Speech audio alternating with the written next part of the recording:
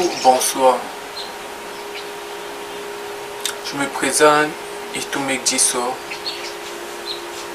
alias Idi Balazo. Je suis un chrétien et j'ai un message pour les chrétiens et les non-chrétiens et ceux qui veulent hériter du paradis. Ce message est basé sur l'amour de Dieu, sur le jugement de Dieu et sur la loi et les commandements de Dieu. Parce que la Bible nous dit dans Osée 4, verset 6, je prends ma Bible, Osée 4, verset 6, qui nous dit: mon peuple est détruit parce qu'il lui manque la connaissance.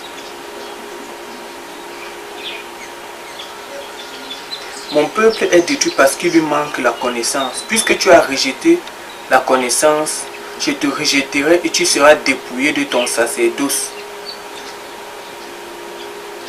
Tu seras dépouillé de ton sacerdoce. Puisque tu as oublié la loi de ton Dieu, j'oublierai aussi tes enfants. Voilà ce que la parole de Dieu nous dit dans Osée chapitre 4, verset 6. Je relis encore pour que nous comprenions bien. Mon peuple est détruit parce qu'il lui manque la connaissance. Puisque tu as rejeté la connaissance, je te rejetterai et tu seras dépouillé de ton sacerdoce.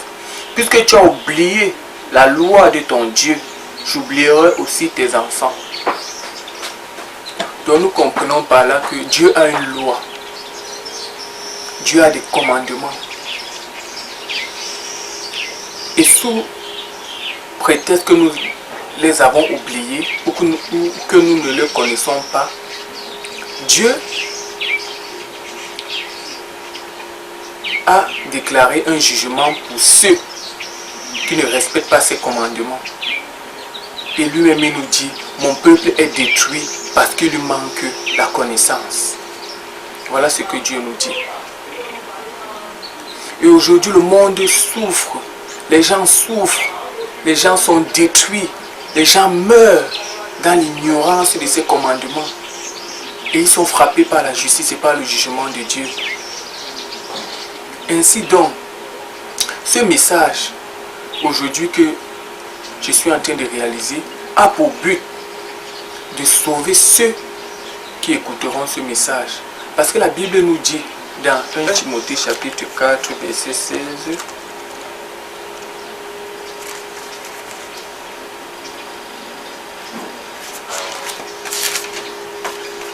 1 Timothée chapitre 4 verset 16 nous dit: veille sur toi-même et sur ton enseignement. Persévère dans ces choses, car en agissant ainsi, tu te sauveras toi-même et tu sauveras ceux qui t'écoutent. Ça veut dire que moi, en persévérant dans la lecture de la Bible, de l'enseignement de Dieu et de ses commandements, si je persévère là-dedans, je sauverai ceux qui m'écoutent. Et je me sauverai d'abord moi-même.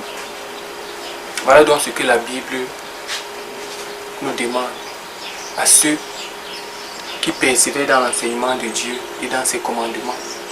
Nous avons le devoir de nous sauver nous-mêmes par la mise en pratique de cette parole et de sauver ceux qui nous écoutent. Ça veut dire que ceux qui nous écoutent, sachant que nous ne parlons pas de nous-mêmes, mais nous parlons de la part de Dieu, seront sauvés en mettant en pratique ce que nous disons.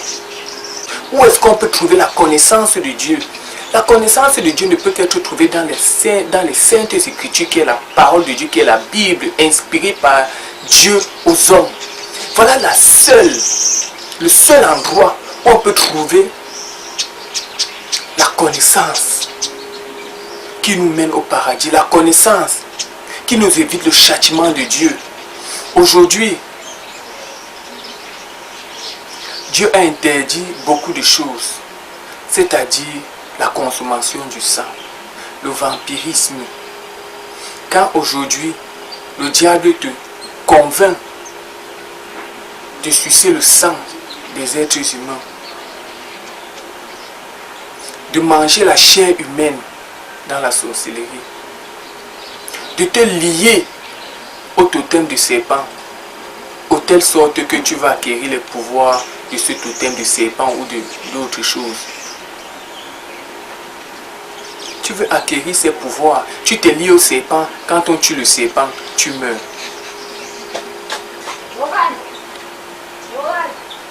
Tu es détruit parce qu'il te manque la connaissance. Mais maintenant, la parole de Dieu nous avait déjà avisé sur ces choses, afin que nous ne tombons pas dans les pièges du diable. Nous allons commencer par les 10 commandements de Dieu aux hommes. Dans Deutéronome chapitre 5.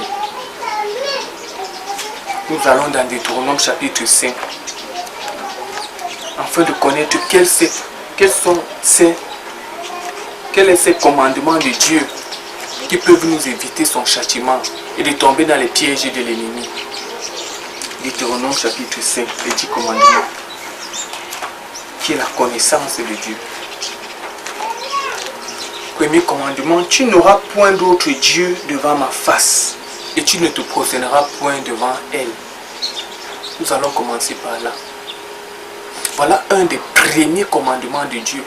Tu n'auras point d'autre Dieu devant ma face et tu ne te prosterneras point devant elle. Aujourd'hui, par ignorance, nous nous prosternons devant le diable sans le connaître. L'adoration des crânes, l'adoration des esprits, toutes ces choses sont des abominations devant Dieu. Toutes ces choses sont des abominations devant Dieu. C'est pour ça que Dieu dit, vous n'aurez point d'autre Dieu devant ma face et vous ne vous prosternerez point devant elle. Quand tu adores des esprits, soi-disant tu les vénères, comme d'autres livrent leurs enfants aux maris de nuit, afin que leurs affaires puissent marcher. D'autres vendent leurs enfants dans le Famla. D'autres carrément livrent leurs âmes au diable. Ce sont des choses qui sont des abominations à Dieu. Aujourd'hui, c'est devenu quelque chose de normal d'entraîner son compagnon à aller vendre son âme au diable. Non, Dieu n'aime pas ça. Aujourd'hui, c'est devenu des coutumes de convaincre les gens à servir Satan. Ce sont des coutumes. Mais voilà ce que la parole de Dieu nous dit. Si nous voulons avoir cette connaissance et hériter du paradis et éviter la mort, la destruction, voilà aussi la connaissance de Dieu. Le premier commandement de Dieu, tu n'auras point d'autre Dieu devant ma face et tu ne te prosterneras point devant tel. Tu ne te feras point d'image taillée ou de représentation quelconque des choses qui sont en haut dans les cieux, qui sont en bas sur la terre et dans les eaux plus bas que la terre. Tu ne te prosterneras point devant tel et tu ne les serviras point. Et tu ne les serviras point. Car moi, l'Éternel ton Dieu, je suis un Dieu jaloux qui punit l'iniquité des pères sur les enfants jusqu'à la 3e et à la 4e génération de ceux qui me haïssent. Et qui fait miséricorde jusqu'à 1000 générations à ceux qui m'aiment et ceux qui gardent mes commandements. Tu ne prendras point le nom de l'Éternel ton Dieu en vain. Car l'Éternel ne laissera point impuni celui qui prendra son nom en vain. Observe le jour du repos pour le sanctifier, comme l'Éternel ton Dieu te l'ordonne. Tu travailleras 6 jours et tu feras ton ouvrage, mais le 7e jour, tu te reposes. Honore ton père et ta mère comme l'Éternel ton Dieu te l'ordonne, afin que tes jours se prolongent et que tu sois heureux dans le pays que l'Éternel ton Dieu te donne. Tu ne tueras point. Tu ne tueras point. Tu ne commettras point d'adultère. Tu ne déroberas point. Tu ne porteras point de faux témoignages contre ton prochain. Tu ne convoiteras point la femme de ton prochain. Tu ne désireras point la maison de ton prochain. Telles sont les paroles que prononça l'Éternel à haute voix sur la montagne du milieu du feu, nuée et d'obscurité. Voilà, c'est les paroles qui sont sorties de la bouche de Dieu pour son peuple. Ce sont des paroles qui sont sorties de la bouche de Dieu vivant. Aujourd'hui, comme je disais, ce sont des choses naturelles. Dans des familles, il faut convaincre, il faut que les enfants partent recruter les autres personnes dehors pour les amener servir le diable. Ce n'est pas bon. Ce sont des actes qui sont punis de mort. Voilà ce que la parole de Dieu nous dit à ce sujet. Il y a Deutéronome chapitre 13, verset 6. Si ton frère, fils de ta mère, ou fils, ou fille, ou la femme qui repose sur ton sein, ou ton ami que tu aimes comme toi-même, t'incite secrètement en disant, allons et servons d'autres dieux, des dieux que ni toi ni tes pères n'avaient connus d'entre les dieux des peuples qui vous entourent, près de toi ou loin de toi, d'une extrémité de la terre à l'autre. Tu n'y consentiras pas et tu ne l'écouteras pas. Tu ne jetteras pas sur lui un regard de pitié. Tu ne l'épargneras pas et tu ne le couvriras pas. Mais tu le feras mourir. Ta main se lèvera le premier sur lui et tu le mettras à mort. Bon, ça c'était la loi d'avant, il fallait tuer ceux qui le faisaient. Maintenant c'est Dieu le juge. Ce n'est plus nous les juges. C'est Dieu le juge. C'est Dieu qui fait venir la mort sur de telles personnes qui pratiquent de telles choses. Sinon vous avez compris. Parce que la parole de Dieu nous dit. Si ton frère ou fils de ta mère ou ton fils ou ta fille ou la femme qui repose sur ton sein ou ton ami que tu aimes comme toi-même t'incite secrètement en disant allons et servons d'autres dieux, des dieux que ni toi ni tes pères n'avaient connus d'entre les dieux des peuples qui vous entourent, près de toi ou loin de toi, d'une extrémité de la terre ou à l'autre, tu n'y consentiras pas, tu ne l'écouteras pas, tu ne jetteras pas sur lui un regard de pitié et tu ne l'épargneras pas, tu ne le couvriras pas. Voilà ce que la parole de Dieu nous dit. Sur des gens qui sont censés, des gens qui vont vers d'autres personnes pour les convaincre d'aller servir Satan. Vous avez le jugement de Dieu sur vous. Répentez-vous. Ce n'est pas bon. Ce n'est pas bon de faire de telles choses. Ce n'est pas bon de faire de telles choses. Dieu interdit cela. De vendre son âme au diable. Et de convaincre les autres de vendre leurs âmes au diable. C'est pas bon. C'est pas bon de faire cela. Et la parole de Dieu est claire. La parole de Dieu est claire. Et la parole de Dieu nous défend encore.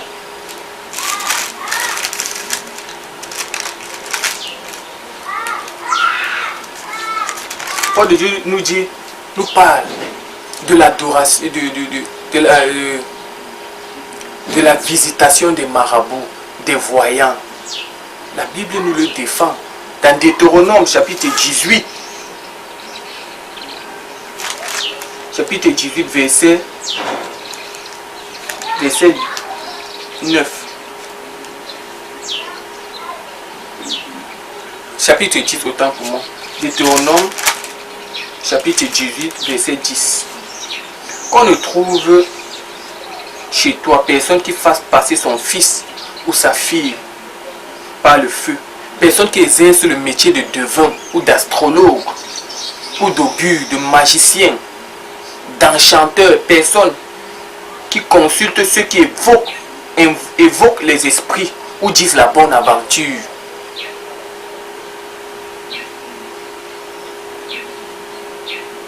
Personne qui interroge les morts. Car quiconque fait ces choses est en abomination à l'Éternel.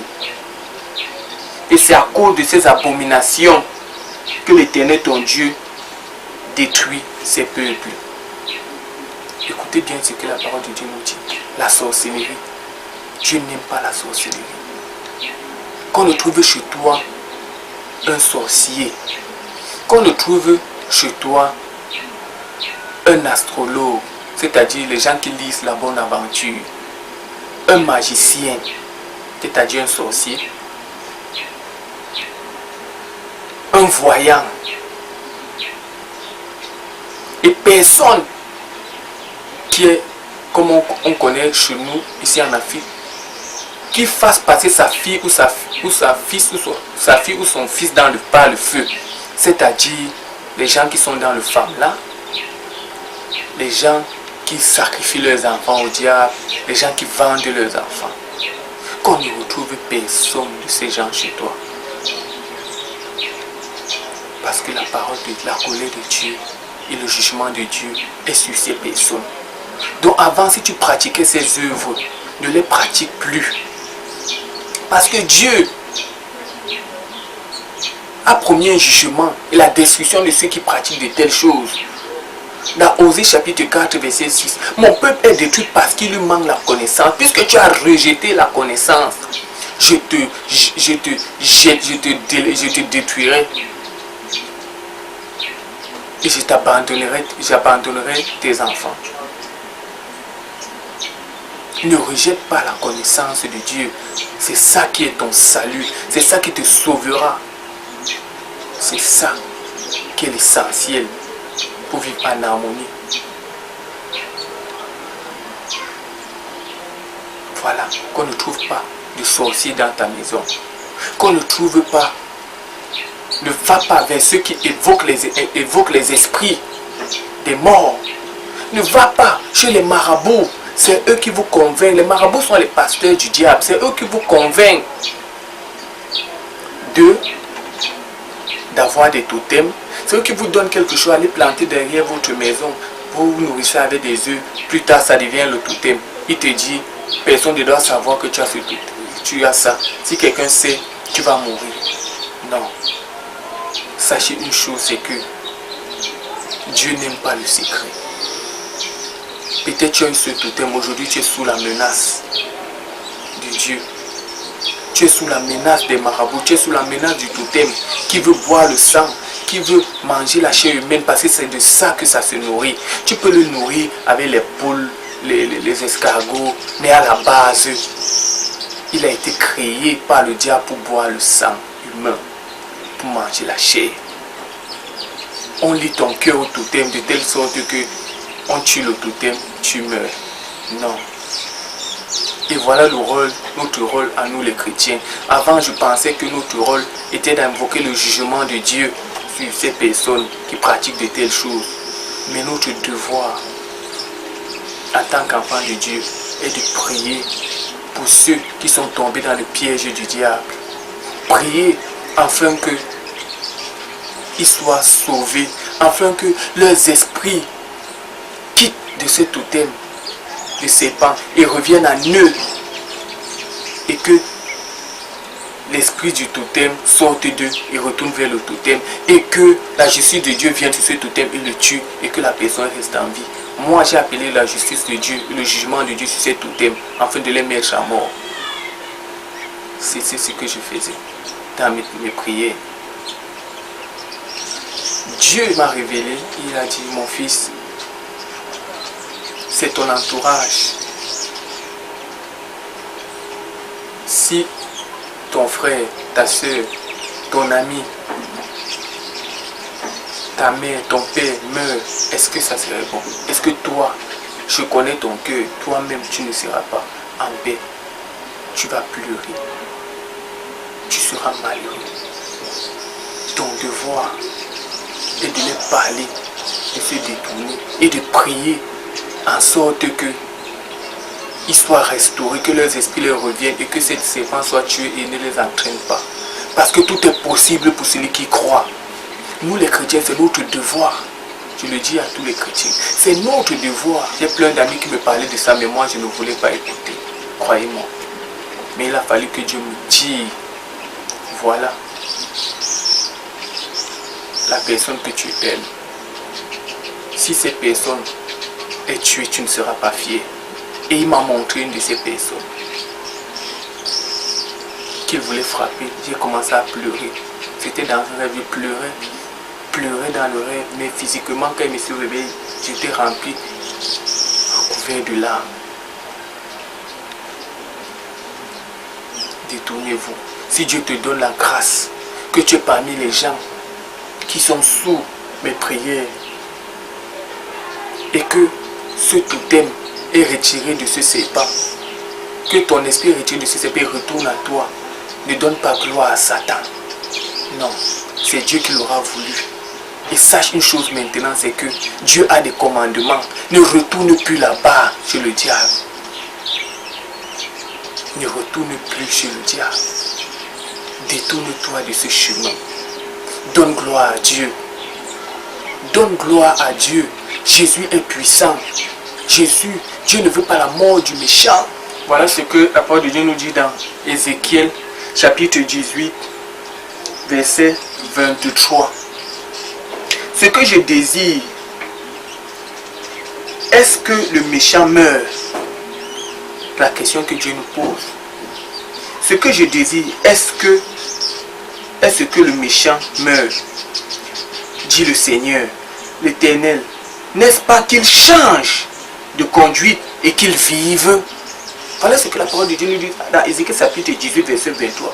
Si le juste se détourne de sa justice et commet l'iniquité, s'il imite toutes les abominations du méchant, vivra-t-il? Donc même nous qui sommes en Dieu, si nous nous détournons de la vérité et nous commençons à pratiquer l'injustice, les abominations comme Dieu leur a parlé, nous mourrons aussi. De telle manière que, vice versa, si le méchant se détourne de sa méchanceté, de sa voie, pour revenir à Dieu, il vivra aussi. C'est la justice de Dieu. Si le juste se détourne de sa justice et commet l'iniquité, s'il imite toutes les abominations du méchant, vivra-t-il? Toute sa justice sera oubliée parce qu'il s'est livré à l'iniquité, au péché. À cause de cela, il mourra. Ça c'est pour le juste. Parce qu'il s'est livré à... parce que le juste s'est détourné de la justice. Il est parti commettre les abominations du méchant. Ces abominations qu'il avait délaissées auparavant et qu'il retourne vers ces abominations, il mourra. Si je me détourne du chemin que Dieu a tracé aujourd'hui pour aller commettre des abominations des méchants, je mourrai. La parole de Dieu est catégorique. Dieu ne fait pas acception de personne. Jamais. Tu te détournes, tu pars commettre des abominations, tu vas mourir. Et même plus vite encore que le méchant. Parce que toi, tu es censé connaître la loi de Dieu. Donc nous avons intérêt, nous, à continuer, à persévérer. Parce que l'apôtre Paul a dit une grande parole qui m'a marqué, qui est restée dans mon cœur. J'ai achevé la course. J'ai gardé la foi. Je sers déjà de libation. J'ai gardé la foi. C'est le combat de tout chrétien. Garder la foi en Jésus-Christ. Parce que tout va être mis en œuvre. Le diable va mettre tout en œuvre afin que tu perdes cette foi. Afin que tu perdes cette foi. Cette foi est notre espérance d'une vie éternelle. D'une vie après la mort, d'hériter le paradis. Une fois que nous perdons cet espoir, nous vivons de n'importe comment et nous irons en enfer. Voilà ce que la parole de Dieu nous dit. Dieu ne veut pas que le méchant meure. Aujourd'hui, le diable te convainc de manger le sang, sucer le sang des créatures de Dieu, manger la chair humaine par la sorcellerie. Pendant que les autres dorment, tu prends le même sang, tu fais consommer aux enfants. Comme d'autres, ils rêvent dans la nuit, on les donne les grenadines avec les viandes, les chairs humaines. Ce sont les créatures de Dieu que vous tuez et vous nourrissez. d'autres enfants pour les initier dans la sorcellerie. Vous les faites manger la chair humaine. Vous les faites boire le sang humain. Voilà ce que Dieu nous dit. Du sang humain, de la consommation du sang.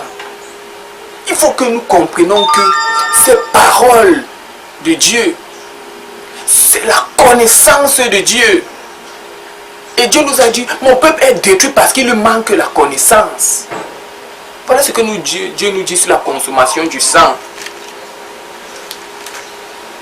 Dans Lévitique. Voilà ce que Dieu nous dit dans Lévitique chapitre 17, verset 10. Si un homme de la maison d'Israël ou des étrangers qui séjournent au milieu de manger du sang d'une espèce quelconque. Voilà ce que la parole nous dit. Et ça, Dieu parle du sang d'animaux. C'est pour ça qu'il nous avait dit, pour égorger, pour tuer un animal, il faut l'égorger et que ce sang creuse un trou, que ce sang sorte. Ça, c'est la loi de Dieu. Donc, quand vous voyez, on égorge là, le sang. C'est la parole de Dieu. Peut-être d'autres ne savent pas pourquoi ils le font, mais c'est ça. C'est Dieu qui l'avait ordonné. Je poursuis. Deutéronome chapitre 17, verset 10. Si un homme de la maison d'Israël ou des étrangers qui séjournent au milieu de manger du sang d'une espèce quelconque, je tournerai ma face contre celui qui mange le sang et je le retrancherai du milieu de son peuple. Ça, c'est Dieu qui parle du sang des animaux. Si tu manges un animal avec son sang, c'est-à-dire que l'animal était tué, étouffé. Donc on a peut-être étouffé l'animal, il est mort avec son sang. Dieu dit que c'est lui qui va se tourner vers toi qui a mangé ça. Et il va te détruire, te tuer. Parce que tu as mangé l'animal avec son sang. Et quel est le mystère du sang? Pourquoi Dieu défend de manger le sang, un animal avec son sang, et de consommer le sang? Je poursuis. Dans Lévitique chapitre 17, verset 10 à 11. Car l'âme de la chair est dans le sang. L'âme est la personnalité humaine, c'est-à-dire la vie humaine. Dieu nous dit, car l'âme de la chair, car la vie de la chair est dans le sang. Ça veut dire que quand tu consommes, comme on dit les présidents de la République, pour rester jeune et vigoureux, on les transfuse le sang des bébés. Ce sont des criminels. Ce sont des criminels. Ce sont des criminels. Ceux qui pratiquent des tests, ce sont des criminels. Parce que dans le sang de l'enfant, il y a la vie, la jeunesse. Ils consomment donc ce sang pour rester jeunes. C'est de la criminalité. Dieu condamne ces choses. La consommation du sang. Combien de fois toi? Combien de fois toi? Combien de fois toi? Combien de fois toi, le sorcier, qui non seulement consomme du sang et donne du sang aux créatures de Dieu pour les initier dans le vampirisme et dans la sorcellerie, Dieu va se détourner, Dieu va se retourner contre toi et te fera mourir parce que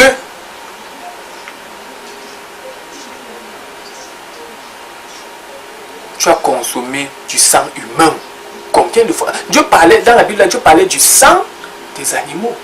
Mais maintenant, vous les hommes, vous entrez dans la sorcellerie, le diable vous convainc de boire le sang humain.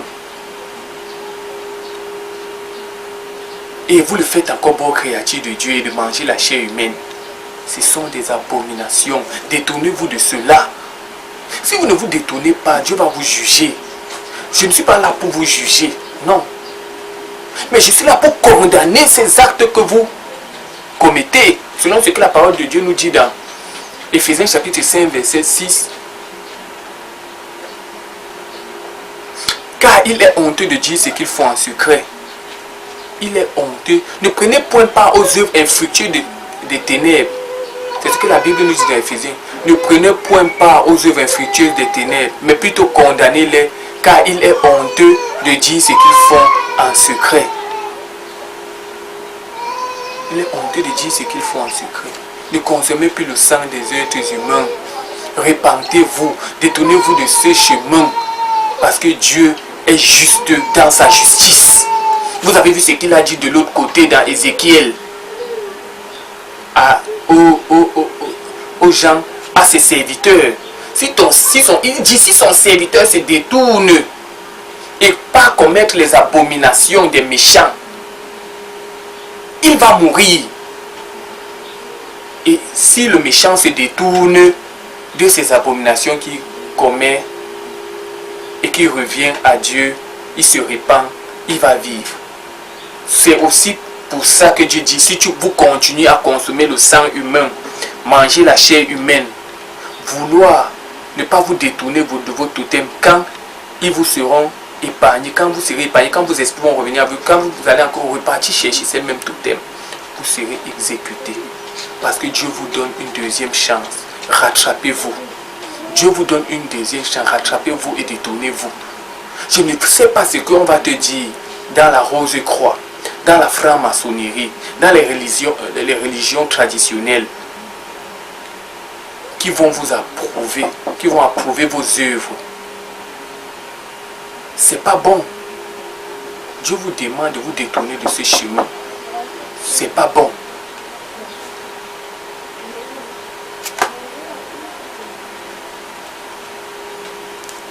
Voilà ce que la parole de Dieu nous dit. Nous dit dans 1 Timothée, chapitre 6 à 9.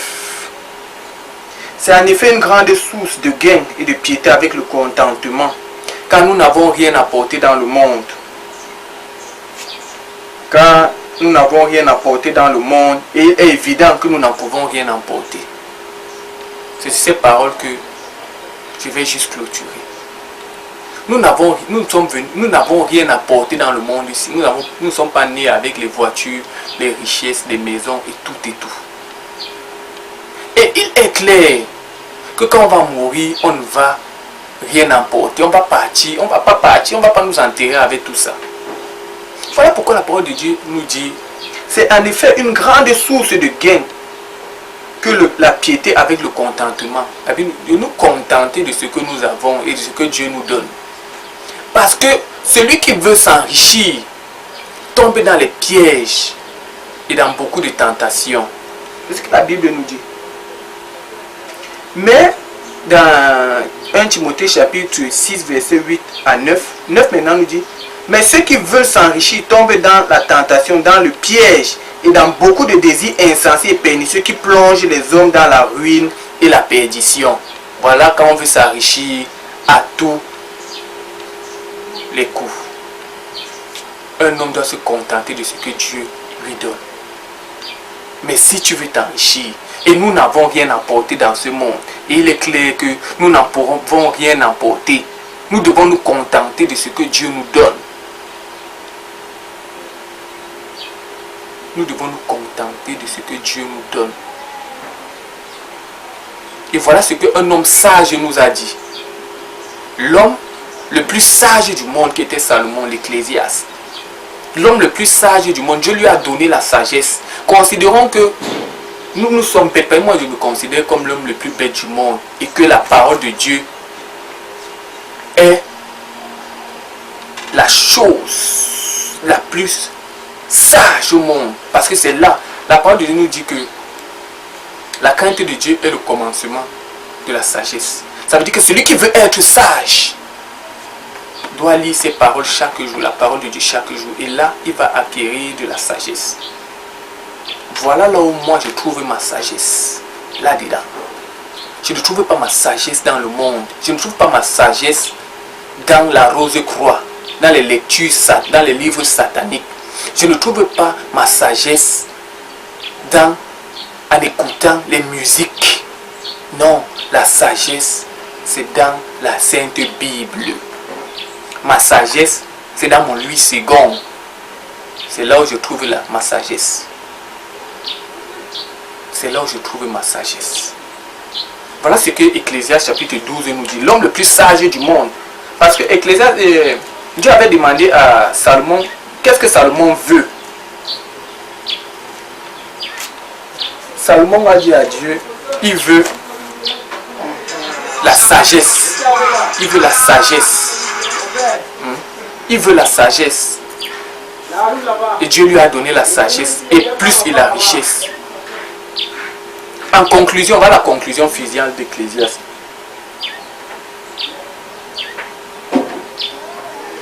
Aux jeunes, il dit: jeune homme, réjouis-toi dans ta jeunesse. Livre ton cœur à la joie pendant les jours de ta jeunesse. Marche dans la voie de ton cœur selon les regards de tes yeux. Mais sache une chose. Mais sache que pour tout cela, Dieu t'appellera en jugement. Sache que pour tout cela, Dieu t'appellera en jugement. Livre-toi à la joie, comme il nous dit. Livre-toi, jeune homme, réjouis-toi dans ta jeunesse. Livre ton cœur à la joie pendant les jours de ta jeunesse. Marche dans les voies de ton cœur. Va en boîte, va à couche, fais ceci avec les femmes, monte et descend, vole, pille. Mais sache que pour tout ce que tu vas faire là, Dieu va t'appeler en jugement. Parce que l'homme le plus sage du monde nous a dit. Pour tout cela, Dieu va t'appeler en jugement et tu vas répondre de tes actes. Et la parole de Dieu nous dit dans Matthieu chapitre 12 verset 32. Le jour du jugement, les hommes rendront compte pour toute parole vaine qu'ils auront prononcée. Car par tes paroles, tu seras jugé, par tes paroles, tu seras condamné. Et l'homme le plus sage du monde continue. Bannis de ton cœur le chagrin, éloigne le mal de ton cœur. Voilà le conseil qu'il nous donne après. Pour ceux qui vont vouloir marcher et être juste devant le jugement de Dieu. Bannis de ton cœur le chagrin, éloigne le mal de ton cœur. Car la jeunesse et l'aurore sont vanité. Aujourd'hui tu es jeune, demain tu seras vite vieux. Tu seras vite vieux demain. Tu seras vite vieux. Car la jeunesse et l'aurore sont vanité. Mais souviens-toi de ton Créateur. Souviens-toi de ton Créateur. Souviens-toi de Dieu. Souviens-toi de ton Créateur pendant les jours de ta jeunesse. Voilà le conseil que l'homme le plus sage du monde nous donne. Souviens-toi de ton Créateur. Qui est ton Créateur? C'est Dieu, l'Éternel Dieu des armées. Que pendant que tu es jeune, tu te détournes, tu fais ce que tu veux, tu ne l'écoutes pas. Il te dit que même vous êtes détruit parce qu'il vous manque la connaissance. Va chercher la connaissance dans la Bible. Tu dis non. Voilà l'homme le plus sage du monde. Le conseil qu'il te donne. Souviens-toi de ton Créateur pendant ta jeunesse. C'est pendant que tu es jeune que tu dois servir Dieu. Voilà. Pendant que les jours de ta jeunesse, avant que les jours mauvais n'arrivent et que les années s'approchent où tu diras, je n'y prends point plaisir. Pendant la vieillesse, tu ne peux plus marcher, tu es déjà fatigué, tu dis, tu ne prends plus plaisir à rien. C'est pendant que tu es jeune que tu peux marcher, tu peux convaincre tes amis d'écouter, de prêcher comme nous faisons, de se détourner de ce chemin. Je suis arrivé à la fin de cet enseignement. J'espère que vous allez le partager à vos amis, à vos connaissances, afin qu'ils connaissent quelle est la connaissance qui les épargnera de la destruction de Dieu. Car Dieu veut que le méchant vive et se détourne de ses mauvais actes. C'était Itumek Diso Barthélemy alias Iti Balazul. Je vous remercie. Dieu a dit, persévère dans cet enseignement. Tu te sauveras toi-même et tu sauveras ceux qui t'écoutent. Ceux qui vont m'écouter, que la grâce de Dieu demeure sur vous et vous serez sauvés. Ceux qui vont dire, ah, que la grâce de Dieu aussi demeure sur vous. Mais c'est Dieu qui sera tous notre juge. À bon entendeur, salut. Merci d'avoir écouté ce sermon jusqu'à la fin. Jeune homme, réjouis-toi pendant les jours de ta jeunesse.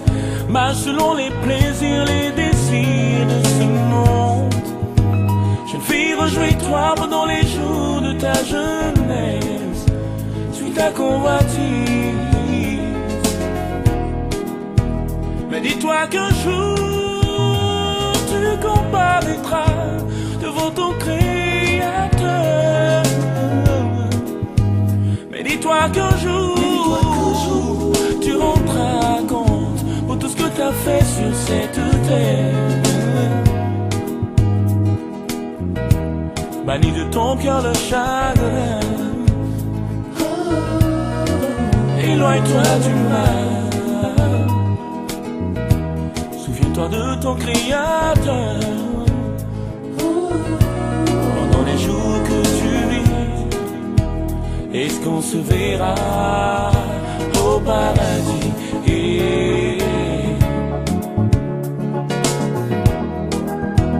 Est-ce qu'on se verra là-bas? Oh.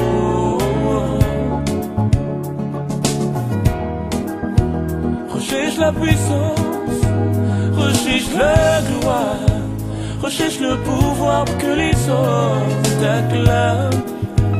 Mais que te sert-il de gagner ce monde, puisqu'un jour tu partiras? Pense plutôt à ton âme qui se perd. Un jour glorieux, un jour merveilleux, un jour glorieux, un jour merveilleux, où le Seigneur descendra avec son armée derrière lui, et moi je marcherai.